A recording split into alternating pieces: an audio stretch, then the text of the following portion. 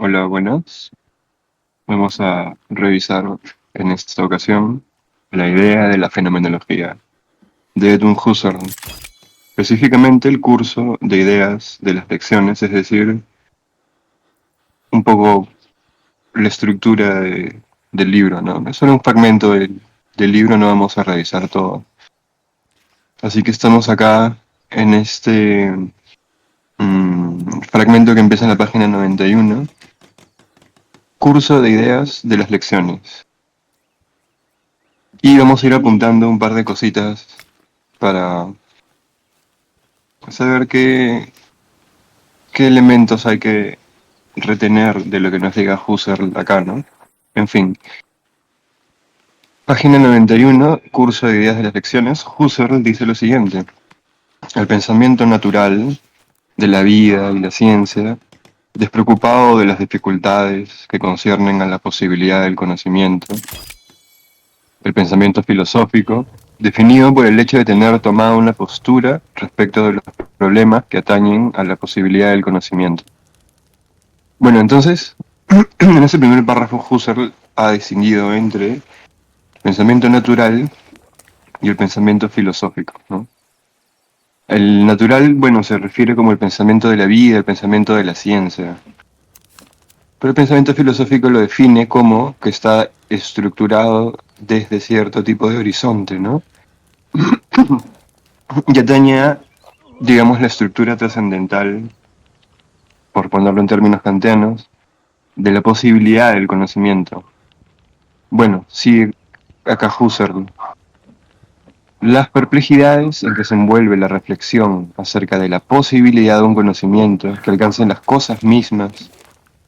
¿Cómo puede el conocimiento llegar a estar cierto de su adecuación a las cosas que existen en sí? ¿Cómo puede alcanzarlas? ¿Qué se les da a las cosas en sí de los movimientos de nuestro pensamiento y de las leyes lógicas que los rigen? ¿Son estas leyes de nuestro pensar, leyes psicológicas? Biologismo, las leyes psicológicas como leyes de la adaptación. Bueno, acá hay varias cosas en ese segundo párrafo, son párrafos bien cargados al parecer, ¿no? Claro, dice Husserl que perplejo nos deja la posibilidad de conocimiento, no solamente el conocimiento en sí, sino lo que permite o lo que está antes del contenido del conocimiento, las estructuras de cómo conocemos. Claro, esto es por eso, ¿no? Fenomenología es parte de teoría del conocimiento por eso mismo, ¿no? Y luego acá hace un guiño muy kantiano, ¿no? Dice, ¿cómo puede el conocimiento llegar a estar cierto de su adecuación, ¿no?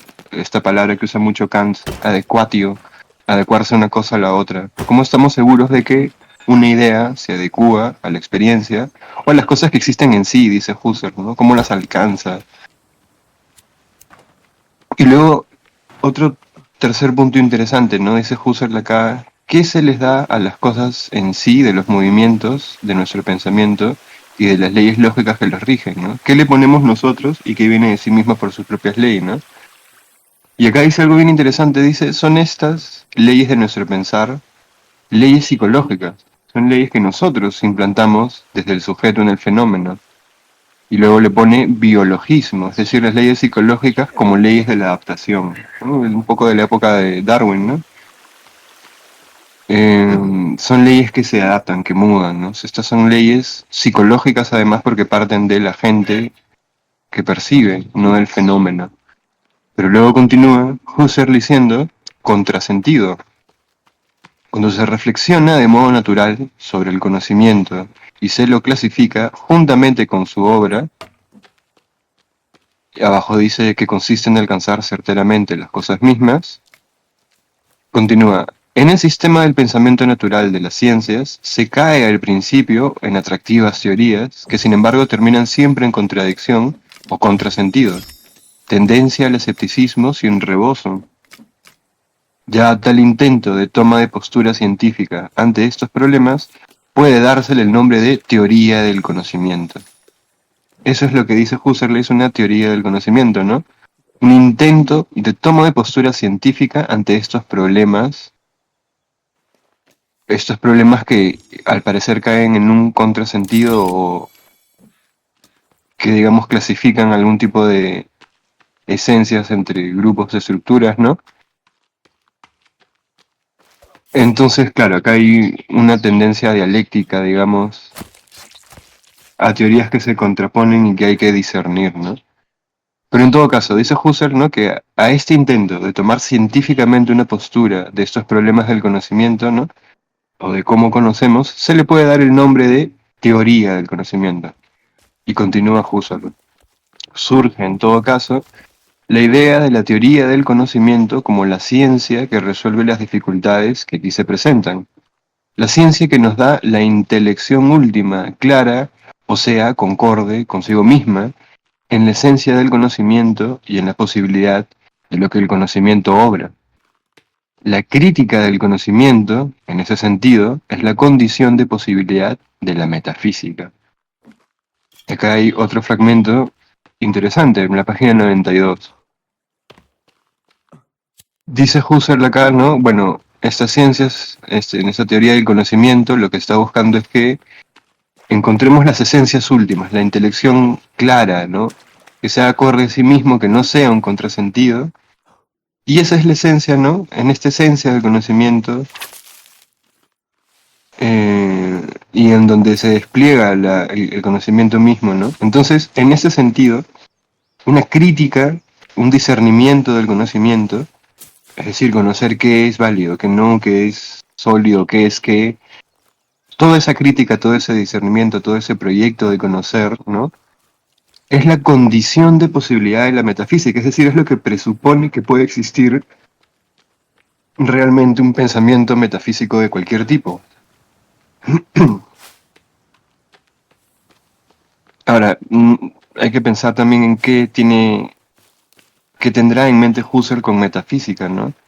Por ejemplo, Kant criticaba un tipo de metafísica y proponía otro, y después la metafísica se vuelve inseparable de su sistema. Acá lo que nos dice Husserl es bien kantiano en el fondo, porque es justamente que discernir ese tipo de ideas que produce la razón, digamos, o la razón junto a la experiencia en algunos casos, digamos.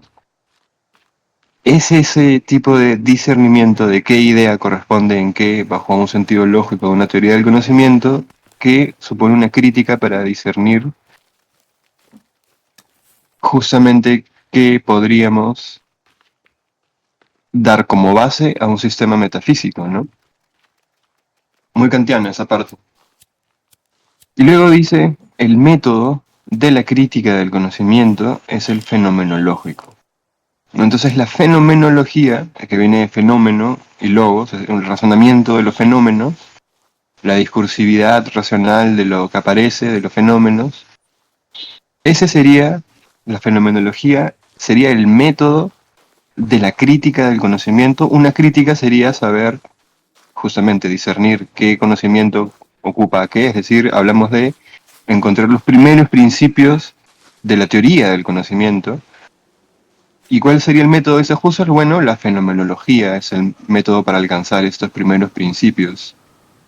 Y una vez que alcancemos esos primeros principios y tengamos una crítica del conocimiento, más o menos dice Husserl, bueno, ahí recién podemos hablar de establecer una metafísica cualquiera posible, ¿no? Cualquiera posible. Entonces leo esa parte de nuevo que es importante. Página 92. El método de la crítica del conocimiento es el fenomenológico. La fenomenología es la doctrina universal de las esencias, en la que haya su lugar la ciencia de la esencia del conocimiento. Entonces acá hay dos cosas también importantes en esa pequeña oración, ¿no? La fenomenología es la doctrina universal de las esencias. Cuando hablamos de esencias, hablamos de fenómenos en algún sentido, pero la fenomenología busca captar sistemáticamente, de modo crítico, es decir, discerniendo lo apropiado de lo no adecuado, ¿no? Y que esta doctrina de las esencias, ¿no? Justamente la ciencia de la fenomenología, digamos, bueno, no sé si es una ciencia, el método, ¿no? El método de la fenomenología justamente pues apunta a las esencias. Y dice después, en la que haya su lugar la ciencia de la esencia del conocimiento, ¿no? No solo se ocupa del conocimiento, sino de la esencia del conocimiento. No nos olvidemos que se buscaban los primeros principios, ¿no? en lo que refiere a las esencias. Entonces al final concluye esta primera parte Husserl diciendo: ¿qué método es este? Si está puesto en cuestión el conocimiento en general, en lo que hace a su sentido y en lo que hace a su obra, ¿cómo puede establecerse una ciencia del conocimiento? ¿Qué método puede aquí llevar a buen puerto? Esto es lo que más o menos va a investigar en este libro, que es la idea de la fenomenología, ¿no? ¿Cuál es la idea de la fenomenología? Bueno, la fenomenología es un método, nos dice acá Husserl, para alcanzar las esencias, para alcanzar la esencia del conocimiento, por ejemplo, dentro de otras esencias. Así que en cuestiones de teoría del conocimiento, como en otros tipos de pensamientos naturales, científicos del mundo, haría falta justamente el método de la fenomenología para alcanzar las intelecciones últimas, algo así, ¿no? Entonces vamos a ver acá el parágrafo A, primer grado de la consideración fenomenológica. Entonces, al parecer hay bastantes grados de la consideración fenomenológica. Vamos a ver el primer grado que nos describe Husserl.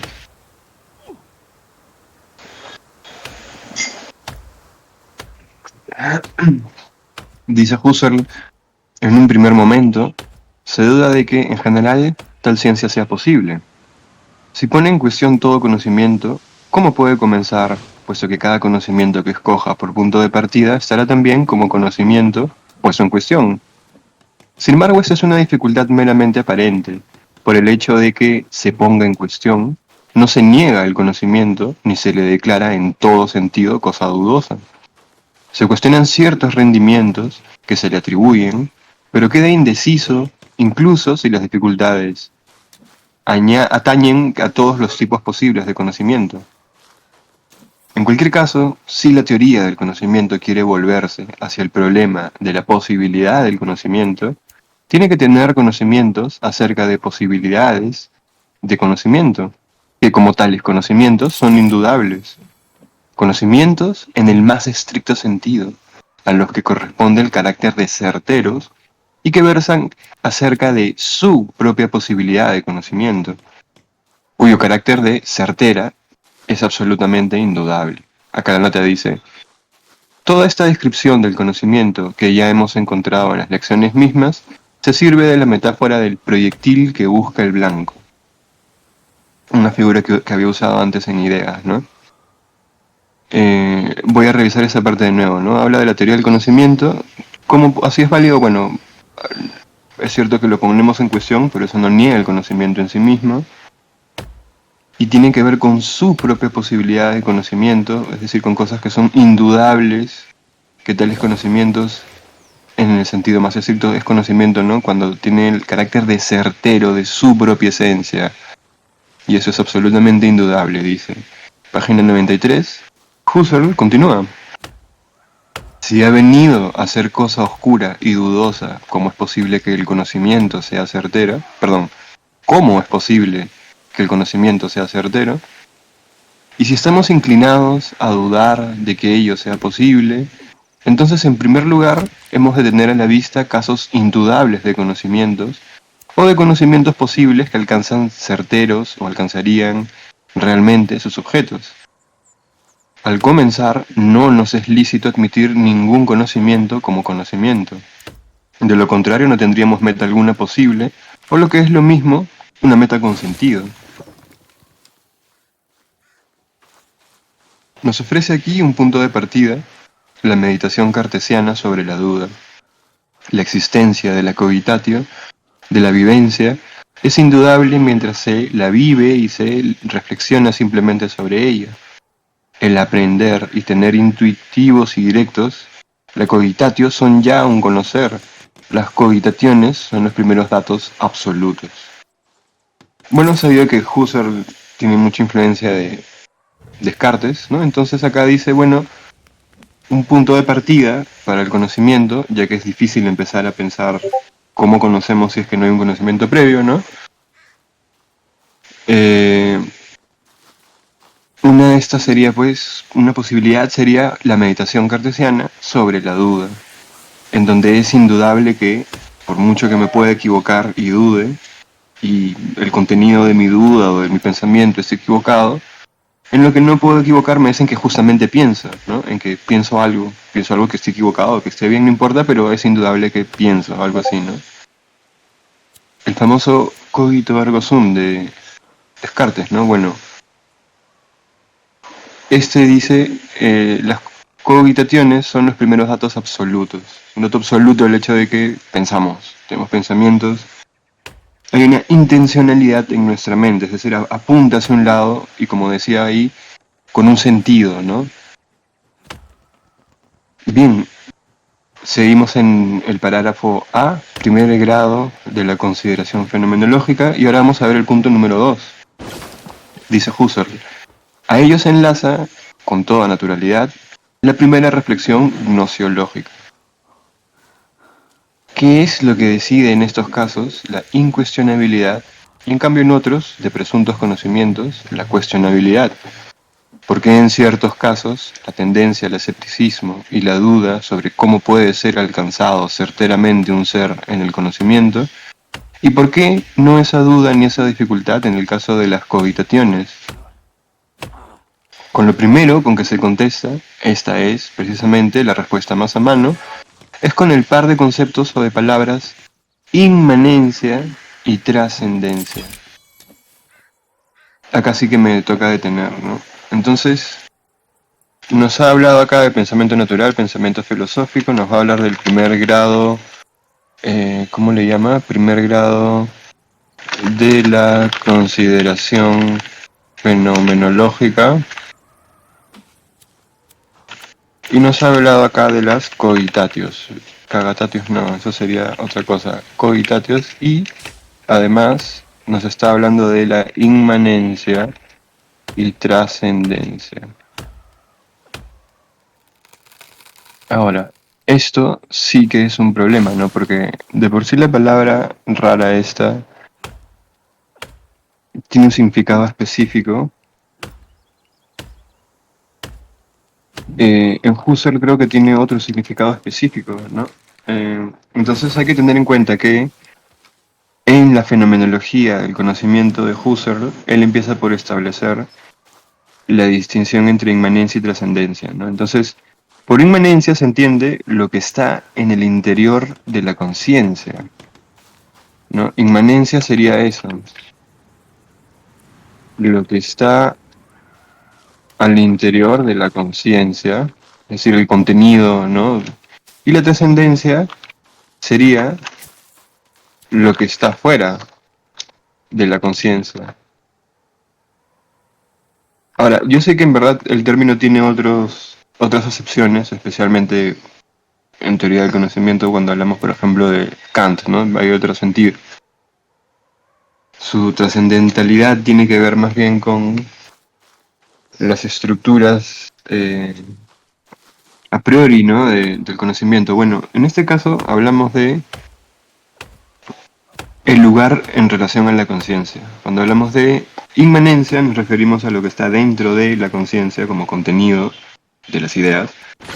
Y por trascendencia nos referimos a lo que está fuera de la conciencia, es decir, en algún sentido al fenómeno o al objeto sin llamarle así del todo, ¿no? Así que esas son las dos primeras nociones que nos da Husserl para considerar el primer grado de la fenomenología, la inmanencia y la trascendencia. Creo que algo así es lo que está diciendo Husserl, espero no equivocarme, pero seguramente es más complicado, ¿no? En general, la inmanencia lo que designa es el carácter de lo que en sí mismo tiene su principio. Entonces, lo que es inmanente no se puede separar de aquello con lo que está en relación pertinente o de aquello sobre lo que actúa. Por eso uno dice que le es inmanente, ¿no? Como el estar mojado al agua, ¿no? Eso le sería inmanente porque le es propio de su propio carácter y de su propio principio. Bueno, en fin. Entonces, continúa Husserl en la página 93 diciendo, repito esa partecita, eh, ¿Por qué en ciertos casos la tendencia al escepticismo y la duda sobre cómo puede ser alcanzado certeramente un ser en el conocimiento? ¿Y por qué no esa duda ni esa dificultad en el caso de las cogitaciones? Con lo primero con que se contesta, esta es precisamente la respuesta más a mano, es con el par de conceptos o de palabras inmanencia y trascendencia. El conocimiento intuitivo de la cogitatio es inmanente. Claro, es intuitivo, ¿no? Es algo que está ahí percibiéndose directamente. Es inmanente porque es conocimiento interno a la conciencia, ¿no? El conocimiento en las ciencias objetivas, en las ciencias de la naturaleza y en las del espíritu, más también considerado de cerca en las ciencias matemáticas, es trascendente. Entonces, cuando hablamos del conocimiento intuitivo, dice Husserl, cuando hablamos del conocimiento intuitivo de las cogitatio, cuando pensamos que pensamos, ¿no? Ahí hablamos de la inmanencia porque es algo interno, ¿no? Pero después, por otro lado, y esto sí que llama la atención, es que el conocimiento en las ciencias objetivas, en las ciencias de la naturaleza y en las del espíritu, consideradas de cerca también en las ciencias matemáticas, en todos estos casos hablamos de algo trascendente, porque hay algo fuera de la conciencia. En la naturaleza, por ejemplo, hay algo fuera de la conciencia, es el fenómeno, ¿no? Con el espíritu también, es lo humano. Y con las matemáticas también, hay algo ahí con las matemáticas. Bueno, Husserl era geómetra en algún sentido, ¿no? O sea, literalmente era un geómetra, así que algo de matemáticas le interesaba, ¿no? Entonces, inmanencia de la cogitatio, trascendencia para el pensamiento de las ciencias, ¿no? Y continúa en la página 94, Husserl. Para las ciencias objetivas hay el reparo de la trascendencia. La cuestión, ¿cómo puede el conocimiento ir más allá de sí mismo? ¿Cómo puede alcanzar certeramente un ser que no se encuentre en el marco de la conciencia? Desaparece esta dificultad en el caso del conocimiento intuitivo de la cogitatio. Sí, cuando estamos, ¿no?, en la interioridad de nuestro pensamiento, ahí sí que no es difícil pensar, bueno, ahí está la relación del pensamiento con el pensamiento mismo de modo interno, pero ¿qué pasa con la trascendencia? Ahí está el reparo de la trascendencia, ¿no? Dice Husserl, ¿cómo puede ir el conocimiento más allá de sí mismo? ¿Cómo podemos conocer algo que está fuera, trascendentemente fuera de la conciencia? ¿Cómo lo convertimos en un contenido de nuestra conciencia? ¿Cómo es esto posible? No nos olvidemos, este es un texto que busca justamente la idea de los principios intelectivos de la teoría del conocimiento. ¿Cómo conocemos? ¿Cómo conocemos que conocemos?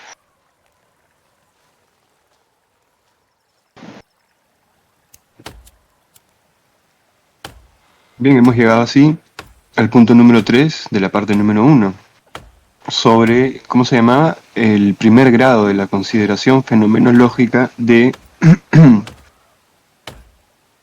eh, de la consideración fenomenológica, sí. Punto número 3. Al principio se tiende, y se toma ello por cosa que es evidente de suyo, a interpretar la inmanencia como inmanencia ingrediente e incluso, en sentido psicológico, como inmanencia real. Hay una nota que dice, valdría decir, perteneciente al mundo, a la esfera natural, ¿no? Es decir, el sentido, digamos, de a pie, digamos, de inmanencia, ¿no? No el sentido de la fenomenología.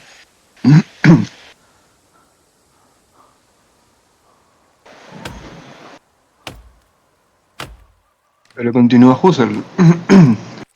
En la vivencia cognoscitiva, como el ser efectivamente real que es, o en la conciencia del yo a que pertenece la vivencia, se encuentra también el objeto del conocimiento. Se tomó como cosa patente por sí misma el hecho de que el acto de conocimiento puede encontrar su objeto y alcanzarlo certeramente en una misma conciencia y un mismo ahora real. ¿Cómo es eso posible, no? Y acá hay una nota que dice, es decir, cuando ambos se encuentran en la misma conciencia y el mismo ahora real. Es decir, mundanal, cuando están ahí concretamente, ¿no? Las cosas. y los pensamientos de las cosas. Y continúa, lo inmanente, dirá el principiante, está en mí, lo trascendente fuera de mí. Esto es lo que diría el principiante, dice Husserl, ¿no? Lo inmanente es interno, lo trascendente es externo. Sin embargo, continúa Husserl, consideradas las cosas más de cerca, se distinguen inmanencia, ingrediente e inmanencia en el sentido de darse la cosa misma que se constituye en la evidencia.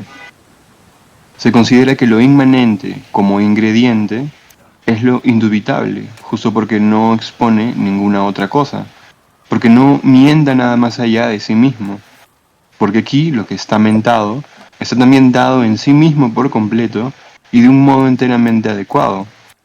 En un principio no aparece todavía en el campo visual nada que se dé en sí mismo, excepto lo inmanente como ingrediente.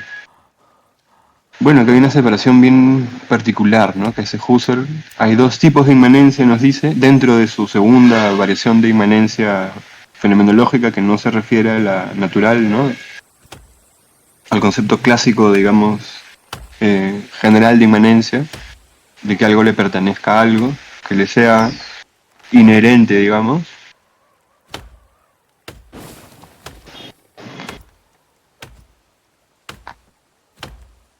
Y nos habla acá de la inmanencia ingrediente,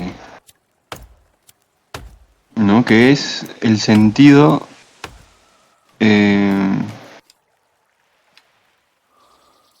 de ser partícipe de algo que está ahí, ¿no? En un principio, dice, no aparece todavía en el campo visual nada que se dé en sí mismo, excepto lo inmanente como ingrediente. Es un ingrediente más del conocimiento, ¿no? Pero lo distingue de otro tipo de inmanencia, que es el sentido de cuando la cosa misma se da fenomenológicamente, ¿no?, y se constituye como una evidencia. Ese tipo de inmanencia, o sea, de contenido interno de la conciencia, cuando hay una evidencia de un fenómeno, a eso es, creo, a lo que apunta la fenomenología. Punto número cuarto. Por lo tanto, al principio no se distingue, a saber, dice la nota, un concepto de inmanencia del otro, ¿no? La inmanencia como ingrediente y la inmanencia como evidencia fenomenológica. El primer grado de claridad es, pues, lo inmanente ingrediente o lo adecuadamente dado en sí mismo. Esto significa a esta altura lo mismo que aquello, es incuestionable, me es lícito utilizarlo, ¿no? Es decir, lo que aparece como en una inmanencia, ¿no?, lo que aparece como ingrediente, como algo que está ahí, es una donación, una dotación, una dación, es algo que está ahí, algo que ha aparecido, un fenómeno, ¿no?, algo que ha surgido en el mundo o en la conciencia. Bueno, en este caso de la inmanencia en la conciencia, es algo que ha surgido, no es un ingrediente ahí presente.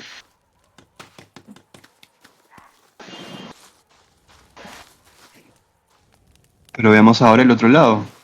Lo trascendente, lo no inmanente en el sentido de ingrediente, no me es lícito utilizarlo. Luego tengo que llevar a cabo una reducción fenomenológica, una exclusión de todas las posiciones trascendentes. Bueno, Husserl tiene esta idea de un método de suspensión fenomenológica o reducción, lo que es la epogé, ¿no? El epogé lo que busca es más o menos enmarcar un fenómeno y olvidarse de todo lo que tenga que ver con el fenómeno y sus conexiones y atender al fenómeno como si estuviera suspendido, ¿no?, como si estuviera así abstraído del mundo, arrancado en la inmanencia de la conciencia. Entonces, lo trascendente no me es lícito utilizarlo porque es el objeto fuera, ¿no?, el objeto fuera de la conciencia, pero lo que sí me es lícito considerar es lo que está dentro de la conciencia. Eso sí que me ayudaría para la cogitatio, ¿no? Continúa Husserl entonces. ¿Por qué? Si es para mí oscuro, ¿cómo puede el conocimiento alcanzar certeramente lo trascendente? Lo no dado en sí mismo, sino transmentado. Entonces, con seguridad, ninguno de los conocimientos y ciencias trascendentes pueden ayudarme en algo a conseguir claridad. Lo que quiero es claridad. Quiero comprender la posibilidad de ese certero alcanzar, pero ello significa, si medito en su sentido, que yo quiero tener ante mis ojos la esencia de la posibilidad de ese alcanzar certeramente, que quiero traerla intuitivamente a dato. El ver no puede demostrarse. El ciego que quiere convertirse en vidente no llega a hacerlo por demostraciones científicas. Las teorías físicas y fisiológicas de los colores no dan claridad intuitiva alguna acerca del sentido del color, tal como lo tiene el que ve. Si la crítica del conocimiento es, pues, según se hace indudable a partir de este examen, una ciencia que quiere constantemente, solo y respecto de todas las especies y formas del conocimiento, hacer claridad, no puede entonces emplear ninguna ciencia natural. No puede remitirse a sus resultados ni a sus comprobaciones sobre el ser. Estos permanecen para ella en cuestión. Para ella todas las ciencias son solo fenómenos de ciencia. Acá hay una nota en fenómenos que dice, en el sentido originario que vuelve al de la voz griega phenomenon, lo que aparece en cuanto tal. Más abajo declara el propio Husserl esta idea. Confróntese también el final de este curso de ideas. Bueno, sí, pues no es hacer el sentido clásico de los griegos para la palabra phenomenon, de donde viene fenómeno, de phainos, phainai, ¿no? Es decir, lo que aparece donde viene, por ejemplo, fantasmata, ¿no? Fantasmata viene de ahí, ¿no? También el phainon, lo que aparece. Pero el phenomenon es lo que aparece en cuanto tal, en sí mismo. Entonces, dice Husserl, decía, ¿no? Para ella, ¿no? Todas las ciencias son solo fenómenos de ciencia. Toda remisión a ellas significa una errónea metábasis. Esta se origina, a su vez, por un desplazamiento del problema erróneo, pero desde luego frecuentemente explicable, del esclarecimiento del conocimiento en lo que hace a las posibilidades esenciales de su obra, a la explicación científico-natural, psicológica, del conocimiento como hecho natural. Luego, para evitar este desplazamiento del problema y conservar constantemente en el pensamiento el sentido de la pregunta por aquella posibilidad, se precisa de la reducción fenomenológica, que significa a todo lo trascendente, a todo lo que no me es dado inmanentemente, hay que adjudicarle el índice cero, es decir, su existencia. Su validez no deben ser puestas como tales, sino a lo sumo como fenómeno de validez. Me es lícito disponer de las ciencias, todas, solo en cuanto fenómenos, o sea, no en cuanto sistemas de verdades vigentes que pueda emplear yo, ni como premisas, ni aún como hipótesis de punto de arranque. Así, por ejemplo, la psicología entera, la ciencia entera de la naturaleza, el auténtico sentido del principio, nota abajo dice esto es de la reducción fenomenológica, ¿no? El auténtico sentido del principio de la reducción fenomenológica es, entre tanto, la exhortación constante a permanecer junto a las cosas que aquí, en la crítica del conocimiento, están en cuestión. La continua invitación a no mezclar los problemas que hay aquí con otros completamente distintos. El esclarecimiento de las posibilidades del conocimiento no se halla por vía de ciencia objetiva. Querer traer el conocimiento a que se dé en sí mismo con evidencia y así ver la esencia de su obra no significa deducir, inducir ni calcular, no significa inferir con fundamento a partir de cosas ya dadas o que valen por dadas nuevas cosas. Bien, entonces esto ha sido el primer grado de la consideración fenomenológica, ¿no? Hay una inmanencia, hay una trascendencia, y la inmanencia se entiende en dos sentidos. Además del sentido clásico que no tiene mucho que ver acá Husserl usa un nuevo sentido de inmanencia al parecer, como algo interior a la conciencia, el contenido ¿no? de intencional, y nos había distinguido entre la inmanencia como ingrediente y la inmanencia en cuanto a evidencia del fenómeno, ¿no? Que es la que le interesa creo a la fenomenología. Eh, Entonces, cuando estamos dentro de este ámbito de preguntarnos por esas cosas, no importa en sí mismo el paradigma de la ciencia o lo que diga la ciencia, importa simplemente algo más abstracto, ¿no? Algo anterior, que sería eh, en qué grado de la conciencia se da cada idea, ¿no? No es lo mismo pensar algo a pensar algo sobre las bases o el fundamento de algo. Y justamente acá estamos hablando de las bases intelectuales últimas de la teoría del conocimiento. Eso es un poco lo que está discutiendo Husserl, ¿no? Bueno, página 97, hemos llegado a el segundo grado de la consideración fenomenológica. Y dice Husserl lo siguiente. Para traer a un grado superior de claridad la esencia de la investigación fenomenológica y de sus problemas, necesitamos ahora un nuevo estrato de consideraciones. Número 1. Ante todo, la cogitatio cartesiana misma precisa de la reducción fenomenológica. El fenómeno psicológico en la apercepción y la objetivación psicológicas no es realmente un dato absoluto, sino que solo lo es el fenómeno puro, el fenómeno reducido. El yo que vive, este objeto, el hombre en el tiempo mundanal, esta cosa entre las cosas, no es dato absoluto alguno. Luego tampoco lo es la vivencia como vivencia de él. Abandonamos definitivamente el suelo de la psicología, incluso el de la psicología descriptiva. Con ello se reduce también la pregunta que originariamente nos incitaba. No es, ¿cómo puedo yo, este hombre, alcanzar certeramente en mis vivencias un ser en sí fuera de mí?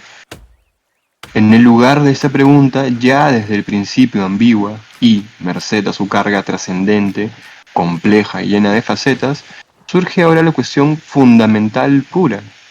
¿Cómo puede el fenómeno puro de conocimiento alcanzar certeramente algo que no le es inmanente?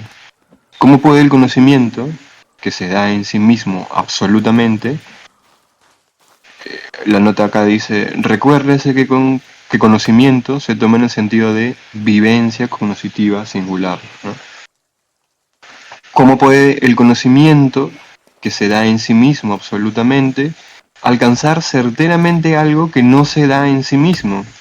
¿Y cómo puede comprenderse este alcanzar? A un tiempo se reduce el concepto de la inmanencia ingrediente.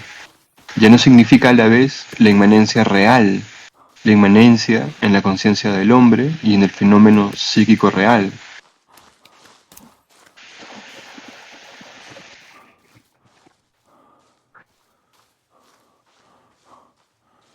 Punto número 2. Si ya tenemos los fenómenos intuitivos, parece que tenemos también ya una fenomenología, una ciencia de estos fenómenos. Pero tan pronto como la comenzamos, notamos una cierta angostura. El campo de los fenómenos absolutos, tomados estos en su singularidad, no parece satisfacer suficientemente nuestras intenciones, que han de suministrarnos las intuiciones singulares, por más seguramente que nos traigan a darse en sí mismas cogitaciones. Parece en principio cosa que se comprende de suyo el que, sobre la base de estas intuiciones, pueden emprenderse operaciones lógicas.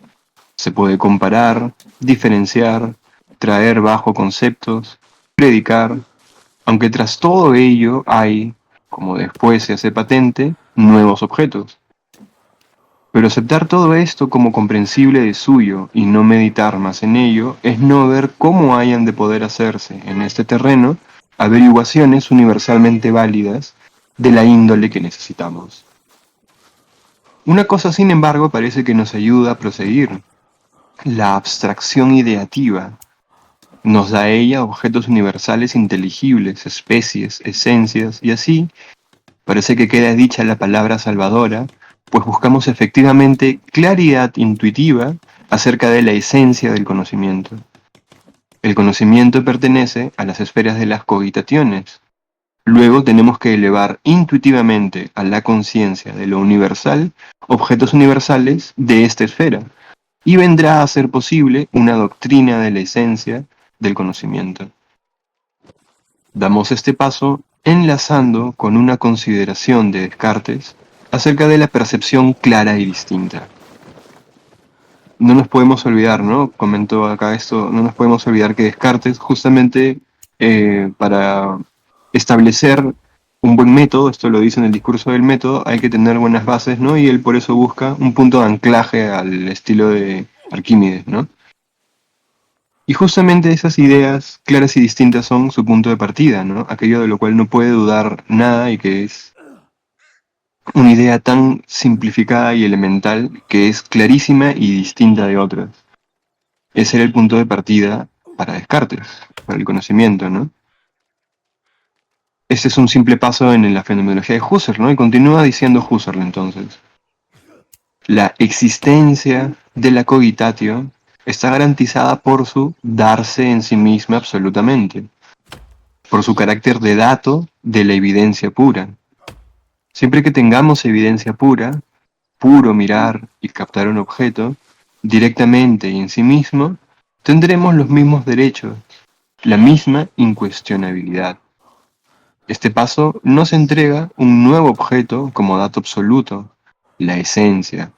Y puesto que en un principio permanecen inadvertidos los actos lógicos que reciben expresión en el acto de enunciar sobre la base de lo visto, resulta aquí a la vez el campo de los enunciados sobre las esencias, o correlativamente, de las situaciones objetivas genéricas dadas en el ver puro. Al principio, por lo tanto, no distinguidos de los datos universales aislados. Bueno, en este fragmento nos había estado hablando justamente de este proceso que se llama, o le dice, o describe como abstracción ideativa, ¿no? La abstracción de formar ideas con ideas, o con el pensamiento, con cogitatio, ¿no? Y además les había dicho que el conocimiento está dentro de las categorías de las cogitatio, es decir, los pensares sobre los pensares, es decir, la inmanencia en su despliegue puro, no en el sentido ingrediente.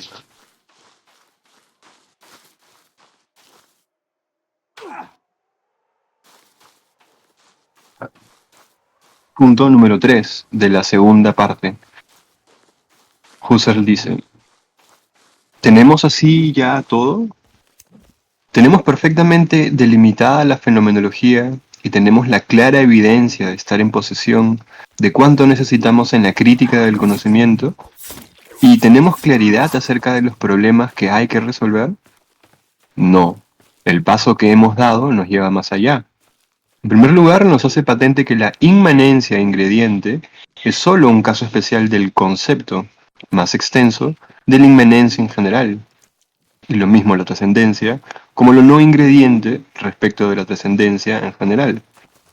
Ya no es cosa, ya no es cosa de suyo comprensible, ni está libre de reparos, el que sean lo mismo, lo absolutamente dado, y lo inmanente en el sentido de ingrediente.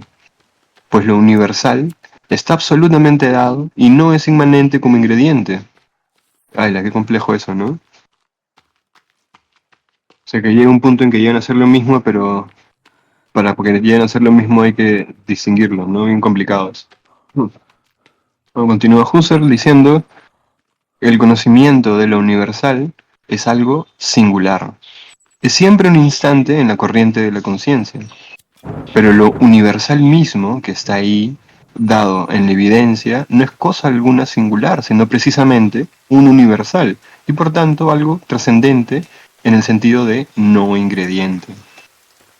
Consiguientemente, el concepto de la reducción fenomenológica obtiene una determinación más precisa y más profundo y un sentido más claro.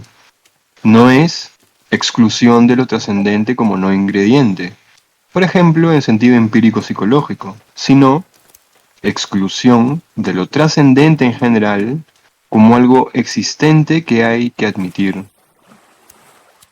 Eso sería, ¿no? El concepto de la reducción, ¿no? El despojarse de lo trascendente, pero no como lo trascendente como no ingrediente, ¿no? No es exclusión de trascendente como no ingrediente. O sea, se da por ahí algo que está ahí, ¿no? Sino se está más bien en la suspensión, en la reducción, en la epogé, en la reducción fenomenológica se está más bien hablando de una exclusión de lo trascendente en general, como algo existente que hay que admitir. O sea, de todo cuanto no es dato evidente en el auténtico sentido, dato evidente del ver puro con las ideas, ¿no? Página 100. Y continúa Husserl diciendo, pero se mantiene naturalmente todo lo que dijimos. Quedan excluidas y aceptadas solo como fenómenos las vigencias,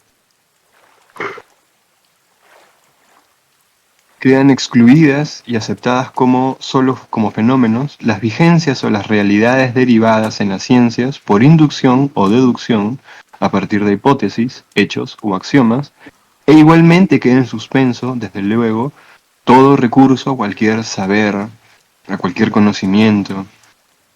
La investigación ha de mantenerse en el puro ver, pero no por ello tiene que limitarse a lo inmanente ingrediente.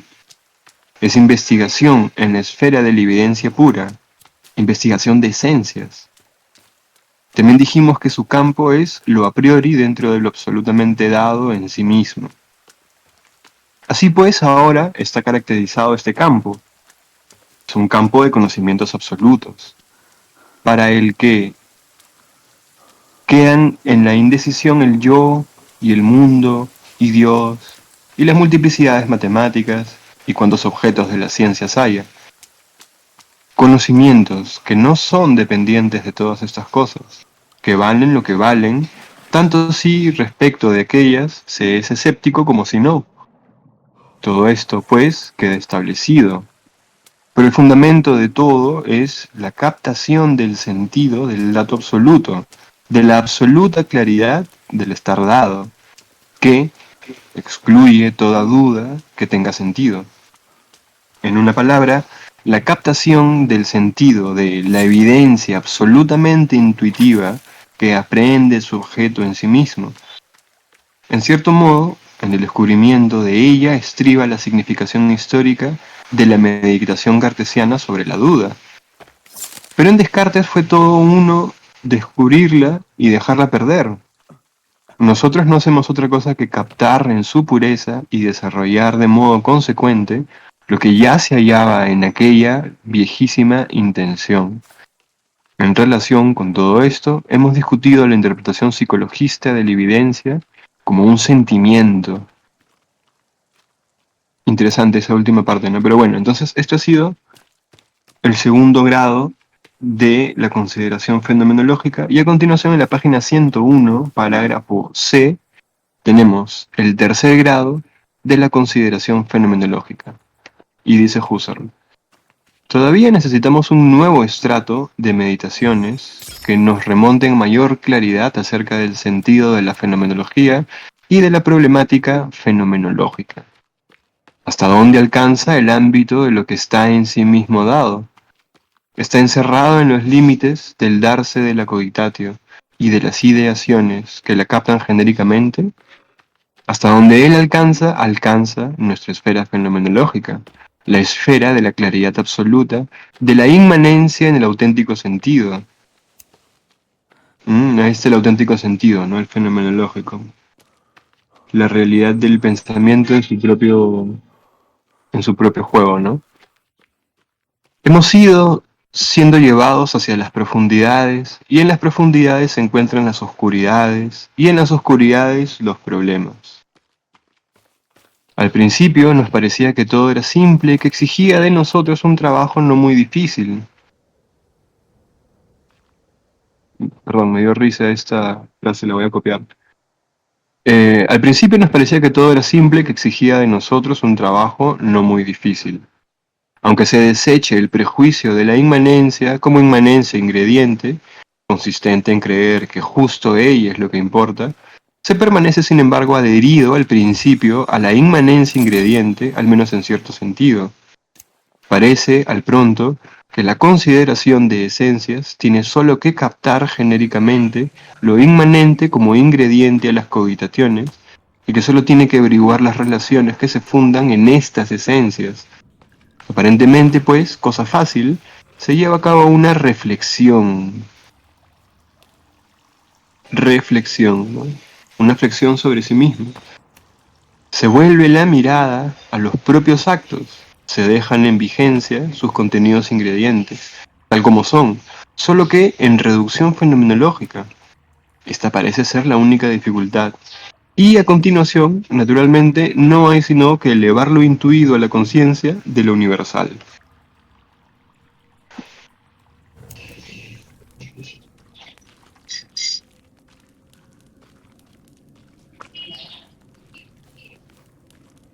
Si miramos los datos de más cerca, la cosa se hace menos cómoda. Ante todo, las cohabitaciones que tomamos en cuanto a datos simples, por algo en modo alguno misterioso, ocultan trascendencias de toda índole. Cuando miramos de más cerca, advertimos cómo se oponen en la vivencia, por ejemplo, en la de un sonido. Aún después de la reducción fenomenológica, el fenómeno, acá la nota dice, en el sentido que es habitual a lo largo de todo el texto de manifestación o aparición, por tanto, vivencia, confrontes el párrafo antepenúltimo de este curso de ideas, ¿no? Eh, entonces, el fenómeno en todo el sentido que se ha discutido, ¿no? Y lo que aparece y cómo se oponen en el seno del dato puro, o sea, de la inmanencia auténtica, quedamos perplejos. Por ejemplo, el sonido dura. Tenemos ahí la unidad evidentemente dada del sonido y su distensión temporal con sus fases temporales, la fase de la hora y las fases del pasado. Por otra parte tenemos, si reflexionamos, el fenómeno de la duración del sonido, que es el mismo algo temporal, y tiene su correspondiente fase de la hora y sus fases del pasado. Y en una fase de la hora del fenómeno que entresaquemos, no solo es objeto de la hora del sonido mismo, sino que este ahora del sonido es ahí solo un punto en una duración. Basta este indicio, pertenecen a nuestras tareas especiales en lo que sigue análisis más detenidos, para que echemos de ver lo nuevo que hay aquí, a saber, que el fenómeno de la percepción de un sonido, de la percepción evidente y reducida, exige distinguir dentro de la inmanencia entre el fenómeno y lo que aparece. Luego tenemos dos datos absolutos, el dato del fenómeno y el dato del objeto. Y el objeto, dentro de esta inmanencia, no es inmanente. El manuscrito trae trascendente. Qué confuso, ¿no? ¿Cómo puede ser inmanente y trascendente algo que está intercambiable en el texto? En fin, complicado. No es inmanente en el sentido de ingrediente, no es un fragmento del fenómeno. En efecto, las fases pasadas de la duración del sonido son todavía ahora objeto y, sin embargo, no están contenidas como ingredientes en el punto de la hora del fenómeno. Luego, también en el fenómeno de la percepción, encontramos lo mismo que encontramos en la conciencia de lo universal.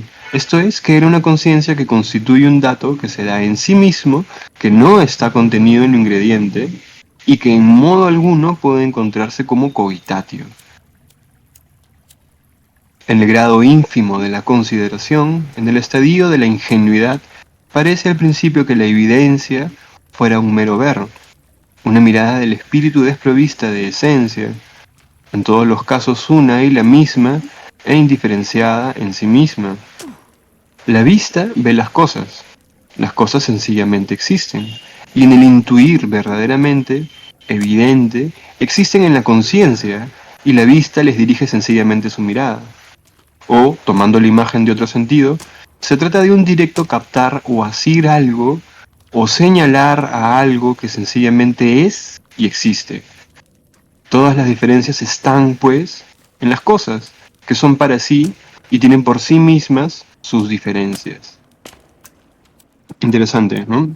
Nos está hablando acá de la fenomenología, el método fenomenológico, la suspensión, la abstracción ideativa y cómo así hay cierto tipo de objetividad en lo que vemos, para afuera, trascendentemente, y para adentro, inmanentemente, con grados distintos, ¿no? Bueno, continúa Husserl en la página 103. Y en cambio, analizando de más cerca, qué distinto se muestra ahora el ver las cosas.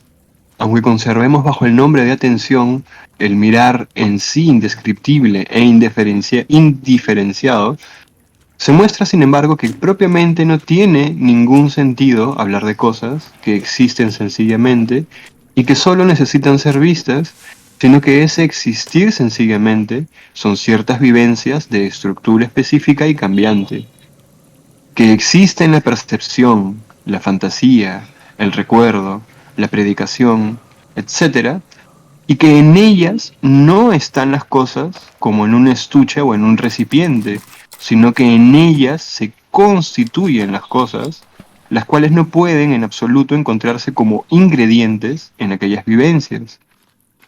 El estar dadas las cosas es exhibirse, ser representadas, de tal y tal modo en tales fenómenos.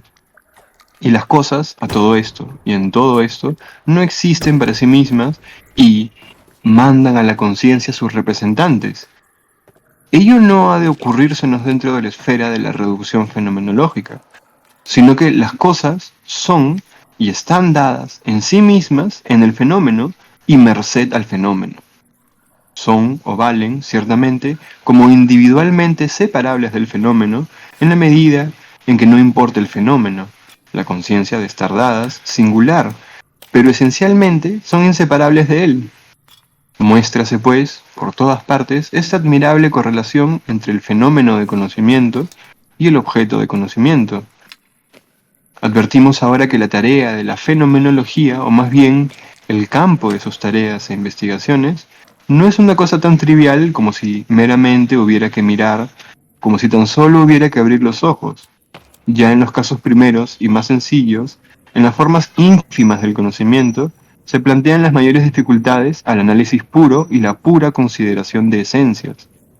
Es fácil hablar en general de la correlación, pero es muy difícil aclarar el modo como se constituye en el conocimiento un objeto de conocimiento. Ahora la tarea es perseguir, dentro del marco de la evidencia pura o del darse las cosas en sí mismas, todas las formas del darse y todas las correlaciones, y ejercer sobre todas ellas el análisis esclarecedor. Aquí, naturalmente, no entran en consideración solo los actos aislados, sino también sus complexiones, sus nexos de concordancia y discordancia, y las teleologías que surgen. Estos nexos no son conglomerados, sino unidades peculiarmente enlazadas, que vienen como a superponerse, y unidades de conocimiento que, como tales, tienen también sus correlatos objetivos unitarios. Por tanto, son ellas mismas actos de conocimiento. Sus tipos son tipos cognoscitivos, sus formas son las formas del pensamiento y las de la intuición, no entendidos aquí estos términos en sentido kantiano. Trátase ahora de perseguir paso a paso los datos en todas sus modificaciones, los auténticos y los inauténticos, los simples y los sintéticos, los que se constituyen de un golpe, por así decir, y los que, según su esencia, se edifican solo paso a paso, los que valen absolutamente y aquellos que adquieren un darse y una plenitud de validez en ilimitado incremento a lo largo del proceso cognoscitivo. Por esta vía llegamos, en fin, también a comprender cómo puede ser alcanzado el objeto real trascendente en el acto del conocimiento, o cómo puede ser en él conocida la naturaleza, tal como el principio está mentado y cómo se cumple paulatinamente en el continuado nexo cognoscitivo. El sentido de esta mención, siempre que tenga las formas que corresponden precisamente a la constitución del objeto empírico, comprendemos entonces cómo se constituye de modo continuo el objeto empírico y cómo le está prescrita justo esta especie de constitución y que él exige por su esencia precisamente esta constitución paso por paso. Es claro que por este camino se hallan las formas metódicas que son determinantes para todas las ciencias y son constitutivas para todos los datos científicos. Es decir que, procediendo así, se halla la aclaración de la teoría de la ciencia y, merced a ella, implícitamente, la aclaración de todas las ciencias. Pero, desde luego, solo implícitamente, esto es, cuando se haya llevado a cabo todo este inmenso trabajo de aclaración. La crítica del conocimiento estará en condiciones de hacer la crítica de las ciencias particulares y, por tanto, de evaluarlas metafísicamente. Estos son, pues, los problemas del darse, los problemas de la constitución de objetos de toda especie en el conocimiento. La fenomenología del conocimiento es ciencia de los fenómenos cognitivos en este doble sentido. Ciencia de los conocimientos como fenómenos, manifestaciones, actos de la conciencia en que se exhiben, en que se hacen conscientes, pasiva o activamente, tales o cuales objetos. Y, por otra parte, ciencia de estos objetos mismos, en cuanto que se exhiben de ese modo. La palabra fenómeno tiene dos sentidos a causa de la correlación esencial entre el aparecer y lo que aparece. Phenomenon quiere propiamente decir lo que aparece, y sin embargo se aplica preferentemente al aparecer mismo, al fenómeno subjetivo, si se permite esta expresión que induce a ser tergiversada en sentido burdamente psicológico.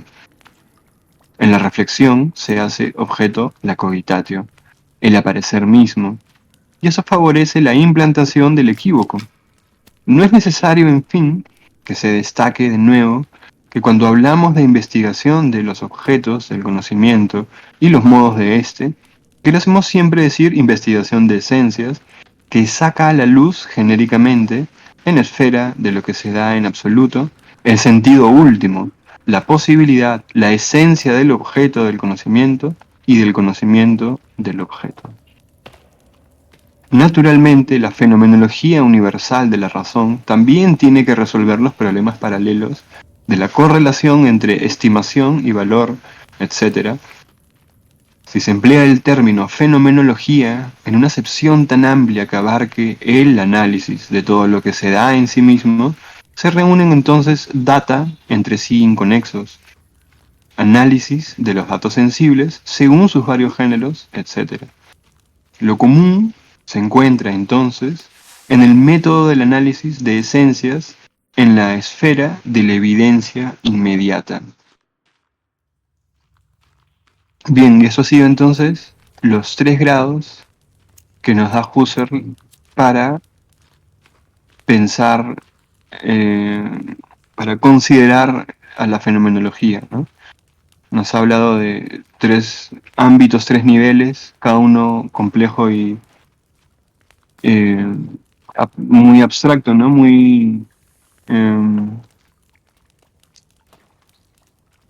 reflexionado, es decir, muy doblado sobre sí mismo para traernos claridad ahí donde hay oscuridad, ¿no? Por eso decía Husserl, me dio risa esta parte, hemos ido siendo llevados hacia las profundidades, y en las profundidades se encuentran las oscuridades, y en las oscuridades los problemas. Así que, como decía el equipo Rocket, prepárense para los problemas, y más vale que teman, porque acá está el curso de ideas de las lecciones, es decir, un poco la estructura de este libro que se llama La idea de la fenomenología. Bueno, entonces hemos revisado ese texto, habría que revisarlo un par de veces más para entenderlo mejor y abstraer todo lo que sea importante, pero hemos hablado de la separación entre inmanencia y trascendencia en el primer grado, hemos hablado de la reducción fenomenológica. En el segundo punto hemos hablado de la abstracción ideativa, por ahí se habló también de un biologismo, una adaptabilidad de las ideas, hemos hablado también del sentido de inmanencia en cuanto a ingrediente y la inmanencia en cuanto a dación, y lo mismo para lo trascendente, cómo se juntan, cómo se distinguen.